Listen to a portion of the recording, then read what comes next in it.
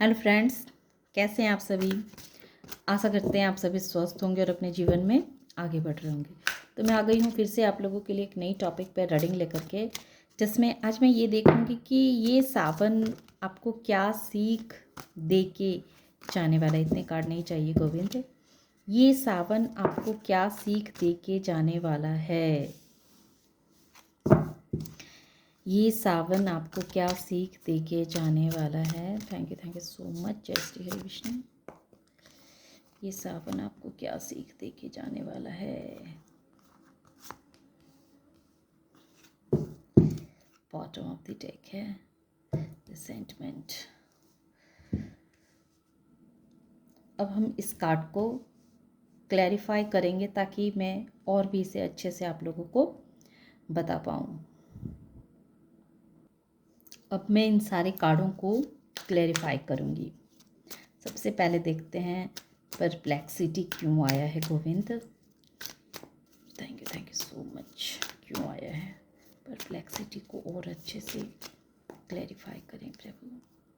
Thank you so much. The हेरोपेंट, 3 of cups. देखिए, आपके मन में अज्ञानता के कारण बहुत कुछ ऐसी चीज़ें थी जो आप सिर्फ एक ही पहलू को देखते थे, एक ही तरफ आपका ध्यान था, आप दूसरे पहलू को नहीं देख पाते थे।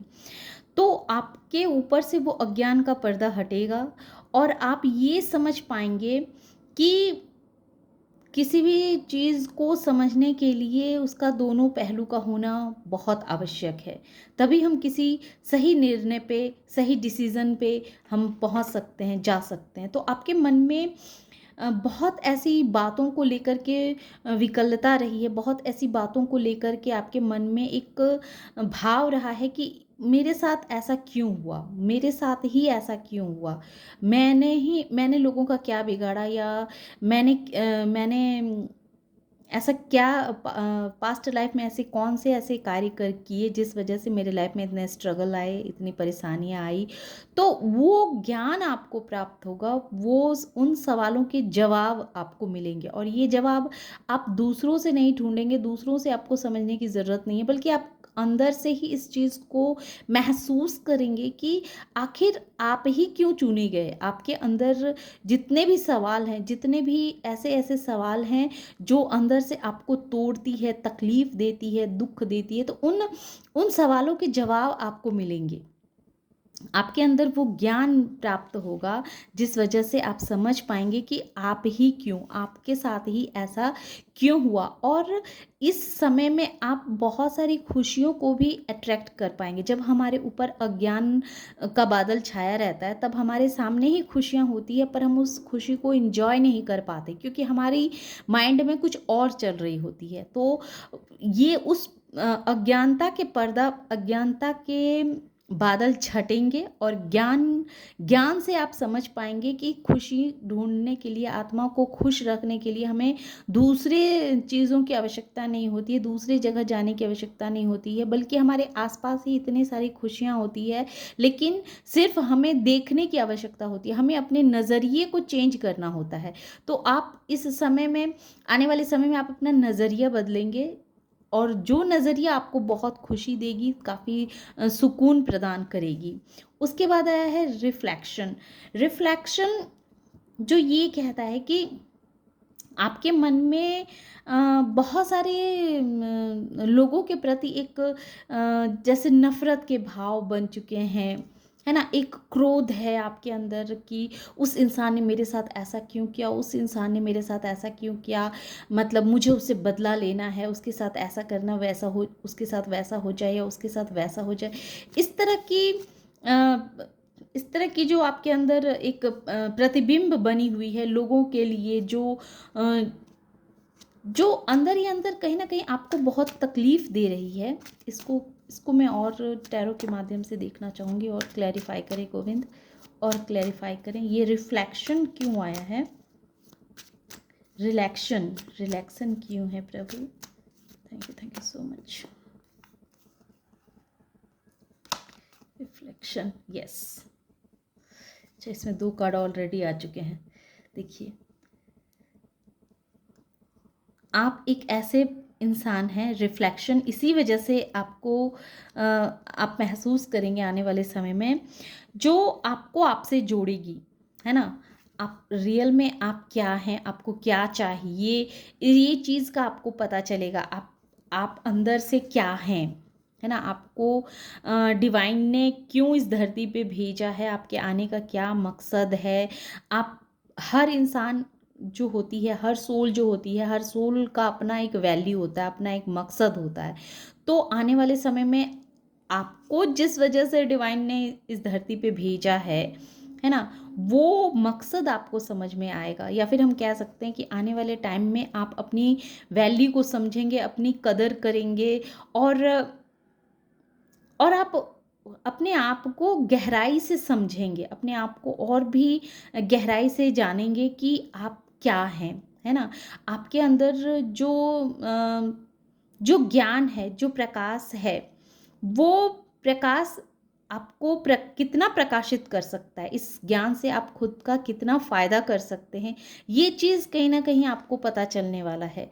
डिटैचमेंट जो ये क्लियर कहता है कि उन सारी चीज़ों से जो चीज़ आपके लिए सही नहीं है, जो चीज़ आपके लिए उपयोगी नहीं है, वो चाहे वो रिश्ते हों, या इमोशंस के मामले में हों, या कैरियर के मामले में हो, किसी भी चीज़ के मामले में हो, जो आपके हाथ से निकल गए हैं, आपसे जो दूर हो चुके हैं, जो चीज़ आपको नहीं मिला, तो वो चीज़ आपके लिए सही नहीं थे, है ना? वो चीज़ आपके लिए सही नहीं थे, इसी वजह से वो चीज़ आपको नहीं मिले, क्योंकि वो आपके लिए उपयोगी नहीं था। अगर वो चीज़ आपको मिल जाती तो फिर आपका जो एक सोल पर्पस है, जो एक मकसद है इस पृथ्वी पे आने का, वो मकसद डिवाइन का पूरा नहीं होता। तो आपको आपको इसीलिए उस चीज़ से डिटैच किया गया, उन लोगों से कहें कि अलग किया गया, उस सिचुएशनों से आपको अलग हटाया गया, जो चीज़ आपके लिए सही नहीं थे। लेकिन मैं और देखती हूँ। Thank you so much. Thank you so much. Okay, 2 card आए हैं। जी बिल्कुल। बहुत से लोगों को ऐसा लगा होगा कि उनको रिश्ते में काफ़ी उन्हें परेशानियाँ हुई होगी, है ना? उन्हें अपने रिश्तों में काफ़ी धोखे मिले होंगे, लेकिन फिर भी आप जो हैं सो टूटे नहीं, बिखरे नहीं, है ना? फिर भी आपने अपने अपने लिए एक अलग रास्ता चुना, बल्कि इस धोखे ने, इस परेशानी ने, ये जो इमोशनली आप किसी से कनेक्ट थे और उसमें आपको वो सैटिस्फैक्शन महसूस नहीं हुई, वो सहानुभूति आपको नहीं मिली, वो प्यार नहीं मिला, जो जिस चीज़ की आप अभिलाषा रखते थे, जो चीज़ आपको चाहिए थी, वो नहीं मिली। लेकिन इसमें भी आप फ़ायदे को ढूँढेंगे कि अगर अगर आपको वो चीज़ मिल जाती, तो शायद आज जो आप हैं, है ना? वो आप नहीं होते। आप इतने स्ट्रॉन्ग, इतने मजबूत भी इसी वजह से मिले हैं, क्योंकि कहीं न कहीं आपकी सोल को कुछ और चाहिए थी और आप माँग कुछ और रहे थे। तो किसी चीज़ से किस तरह से खुद को डिटैच करना है, ये चीज़ आपकी सोल ने सीखी है, ये चीज़ का ज्ञान आपकी सोल को हुई है ना? तो ये डिटैचमेंट यही बताता है कि आपने अ, उन चीज़ों से खुद को डिटैच किया जो चीज़ आपके लिए सही नहीं है। इसका मतलब ये नहीं है कि उन सारे रिश्तों को आपने छोड़ दिया जो आपके अपने हैं, जो आपकी लाइफ में काफ़ी मायने रखते हैं, तो उन रिश्तों से आप अलग हो गए, ऐसा नहीं है। उस रिश्ते में आप हैं, पर अब आपने वो अभिलाषाएँ, वो इच्छा रखना आपने छोड़ दिया है, जो आपको तकलीफ़ देती है, जो आपको दर्द देती है ना?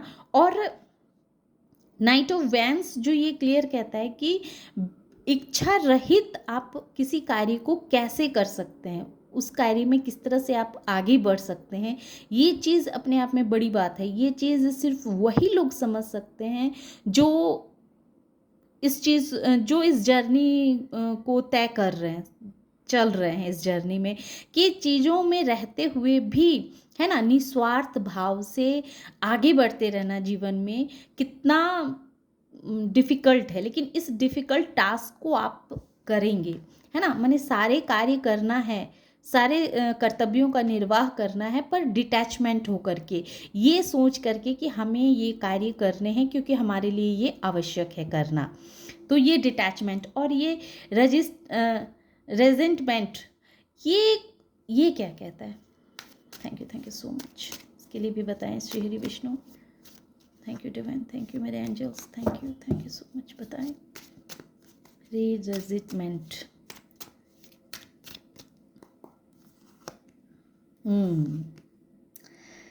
देखिए, ये जो क्रोध है ना आपके अंदर, जो पास्ट की चीज़ों को लेकर के, पास्ट की बातों को लेकर के, पास्ट के सिचुएशनों को लेकर के जो आपके अंदर एक क्रोध है, एक पीड़ा है, एक दर्द है, जिस दर्द से आप खुद को बाहर नहीं निकाल पा रहे हैं, जो क्रोध को आप ख़त्म नहीं कर पा रहे हैं, तो आपसे ये कहा जा रहा है कि ये जाते जाते ये सावन का महीना आपके अंदर के क्रोध को शांत करेगा, क्योंकि आपको आपसे मिलाने का काम कर रहा है ना।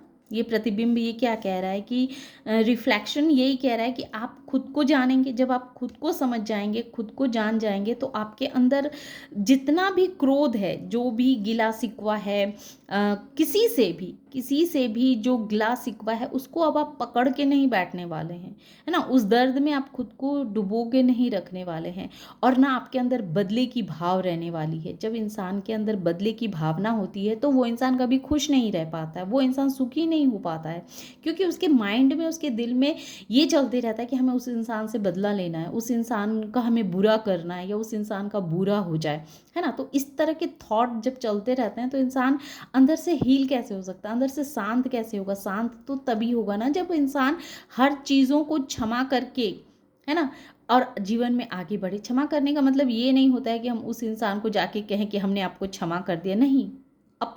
अपने आप को क्षमा करना, अपने अंदर आत्मा में जो सोल बैठी हुई है उसे कहना है कि अच्छा ठीक है, उसने मेरे साथ धोखा किया, उसने मुझे धोखा दिया, मुझे हर्ट किया, कोई बात नहीं, उस इंसान को मैं क्षमा करता हूँ।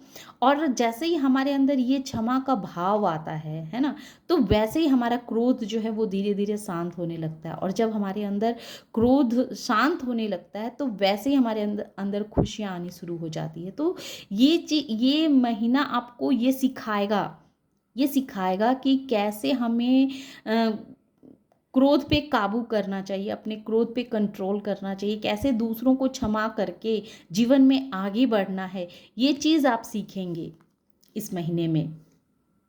तो ये थी छोटी सी रीडिंग। आशा करते हैं कि ये रीडिंग आप लोगों को पसंद आई होगी। रीडिंग अगर पसंद आई और इस एनर्जी से खुद को कनेक्ट कर पाए हो तो प्लीज़ मेरे वीडियो को लाइक कीजिए, शेयर कीजिए और सब्सक्राइब भी कीजिए। Thank you.